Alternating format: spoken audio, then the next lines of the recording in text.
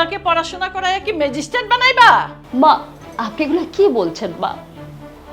আমি তো ইচ্ছে করে কিছু করছি না মা। আর তাছাড়া আপনি তো ভালো করে জানেন আমি অসুস্থ বলে ওদের ঠিকভাবে যত্নও নিতে পারি না, পড়াতেও পারি না, তাই আমি একটু সুযোগ পেয়ে ওদের পড়াচ্ছিলাম মা। একদম চুপ। এগুলা তোর পাপের ফল। দুইটা মাইয়া ঘরে আরেকটা পেটে, তুই তো মাইয়া পয়দা দেওয়ার ফ্যাক্টরি, তুই একটা অপয়া। আর তুমি অসুস্থ, তো ইচ্ছে করে অসুস্থ ভান ধরছ যাতে সংসারে কোনো কাজকর্ম করতে না হয়। মা আপনি এগুলো কি আবল তাবল কথা বলছেন মা? বাচ্চা দুটোর সামনে আপনি আমার সাথে এভাবে কথা বলছেন? এখানে আমি কি করতে পারি? আর এগুলো তো আপনারই নাতনি মা। আর এখানে তো আমার কিছু করার নেই। আমার পেটের সন্তানও যদি মেয়ে সন্তান হয়, আমি কি করব মা? আমি তো আর ইচ্ছে করে কিছু করিনি মা। যা দিয়েছে আল্লাহই তো সব করে দিচ্ছে। এটা কি আমার কিছু করণীয় আছে আপনিই বলুন? না না না, এখানে আল্লাহর দোহাই দিয়ে কিচ্ছু হবে না। এটা তোর পাপের ফল। আমি আমার ছেলেরা আবার বিয়ে করাবো। আমার বাচ্চাগুলোর দোহাই লাগে আপনার। এগুলো আপনার নাতনি মা। আপনি ওদের সামনে কিভাবে বলছেন ওর বাবাকে আরেকটা বিয়ে করাবেন আপনি? যেই না আমার নাতনি, মন চা একেবারে গলা টিপা মাইরা ফেলাই। ছেলে হইলে কথা ছিল, পোলা হইলে মাথায় তুলে রাখতাম। পয়দা দিতেছে খালি মাইয়া মাইয়া। মাইয়ারে পড়াশোনা করায় আর জজ ব্যারিস্টার করার কোনো দরকার নাই। শেষমেশ কি হইব? সেই মাইয়ারে যে শ্বশুর বাড়িতে যাইব, সেই রান্না করব, চুলা ঠেলবো, কাপড় ধুইব। পড়াশোনা করা কি লাভ? টাকা খরচ করে কোনো লাভ নাই এদের পেছনে। যা যা ঘরে কাম কর। আপনি এগুলো বলেন না ভাবছি, আপনি এগুলো বলবেন না। এইসব নাটক আমার সামনে করার কোনো দরকার নাই। সব নাটক ফাটক রাইখা যা রান্নাঘরে যা। মা আমি কোনো কি হয়েছে? কি হয়েছে তোমাদের? এই বাচ্চাদের সামনে তোমরা এরকম করতেছো কেন? কি সমস্যা? মা, কিচ্ছু হয় নাই। এই নাটক বন্ধ করতে কও। মা আপনি কি হয়েছে? তুমি বসো, বসো, প্লিজ বসো, প্লিজ বসো। কি হয়েছে বলো তো আমাকে? তুমি মা আমাকে কেন ভুল বুঝে বলো? আমি তো ইচ্ছে করে কিছু করছি না। আর আমার দুটা মেয়ে আল্লাহ সব করে তো দিয়েছে। এখন আমার যদি কিছু করার থাকতো আমি তো করতাম। তুমি বলো। দেখো কে কি বললো না বললো কি এসে যায় বলো? আমি তো তোমার পাশে আছি। আমি তো তোমাকে ভালোবাসি। আমার বাচ্চাদেরকে আমি ভালোবাসি।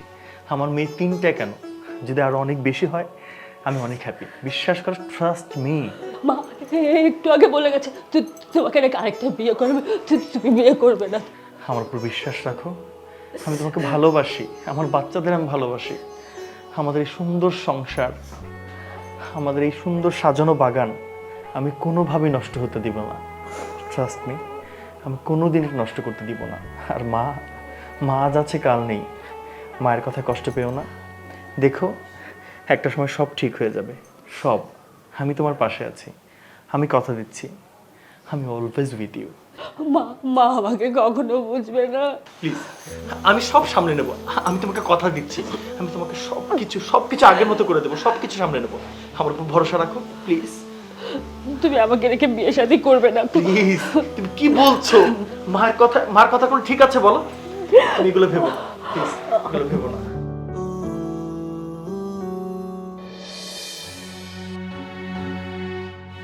এই অনিক, রেডি হ। রেডি হবো মানে? এই সময় রেডি হয়ে কোথায় যাব? মেয়ে দেখতে যাব। মেয়ে দেখতে যাবো মানে? কার জন্য মেয়ে দেখতে যাবো? কিসের জন্য মেয়ে দেখতে যাবো? তুই তো বিবাহ উপযুক্ত ছেলে, তোর জন্য মেয়ে দেখতে যাব। মা, তুমি কথা বলছো ভেবে কথা বলছো? তুমি আমাকে বিয়ে করবে? আমি অলরেডি বিবাহিত, আমার দুজন সন্তান আছে এবং আরেকজন আসবে। তুমি আমাকে বিয়ে করবা? আমি সব বুঝেই কথা বলেছি। তো দুটো সন্তান আছে, মেয়ে সন্তান, আরেকটা আসবে সেটাও মেয়ে সন্তান। আমি এই মেয়ে সন্তান আমার সংসারে চাই না। আমি ছেলে চাই, আমি ছেলে নাতির মুখ দেখতে চাই। মা, তুমি একটু আস্তে কথা বলো। তোমার এই কথাগুলো যদি আমার বউ শুনে কতটা কষ্ট হবে তুমি ভেবে দেখেছো? একবার ভেবে দেখো মা, তুমি একজন মেয়ে মানুষ। তুমি একজন মেয়ে মানুষের মেয়েদের বিপক্ষে এভাবে কথা বলছো? তুমি একজন শিক্ষিত মানুষ হয়ে এরকম অশিক্ষিতদের মতো কথা বলছো কেন মা? একবার ভাবতে পারছো না যে আমার মেয়েরাই তোমার সম্পদ, আমার মেয়েরাই তোমার ভবিষ্যৎ? কেন ভাবতে পারছো না মা? সমস্যাটা কোথায়? তুমি মেয়ে মানুষ বলে তোমাকে মা বলে ডাকতে পারছি। আমার মেয়ের আমার সম্পদ মা। তুমি আমার মেয়েদের নিয়ে এভাবে কথা বলতে পারো না। No way. এই তুই বুঝিস না মেয়ে দিয়ে সমস্যা কোথায়? মেয়েরাই তো সমস্যা, ওরা সংসারে আপদ। তুই মরে গেলে কবর দিবে কে? মেয়েরা। আমি মরে গেলে লাশ কাঁদে নিবে কে? ছেলে দরকার আছে এই সংসারে, বেশি বুঝিস না। এই এই এক এক দুই করে তিনটা হলো, তিনটা মেয়ে সন্তান। এরপরে যদি আরেকটা সন্তান হয় সেটাও হবে মেয়ে, তার মানে এক হালি পূর্ণ হবে। এই মেয়ের গর্ভে আর কোনো ছেলে সন্তান আসবে না, আমি একেবারে শিওর হয়ে গেছি। মা, তোমাকে বারবার করে বলছি তুমি একটু আস্তে কথা বলো।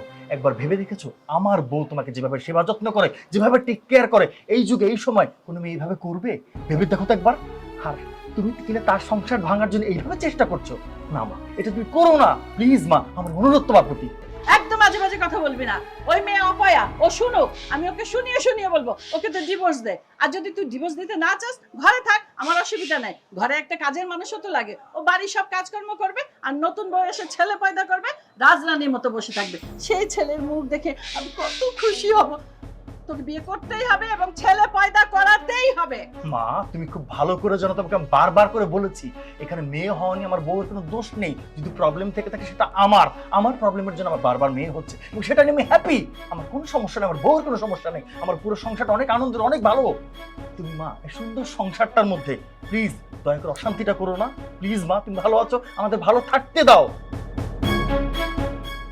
তুমি কোনোভাবে আমার সংসারে অশান্তি করার চেষ্টা করবে না।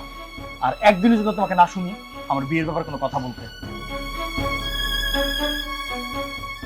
ছেলে দেখি বউয়ের প্রেমে পাগল হয়ে গেছে। আমি তো ওকে বিয়ে করাবই, ও যতই না না করুক।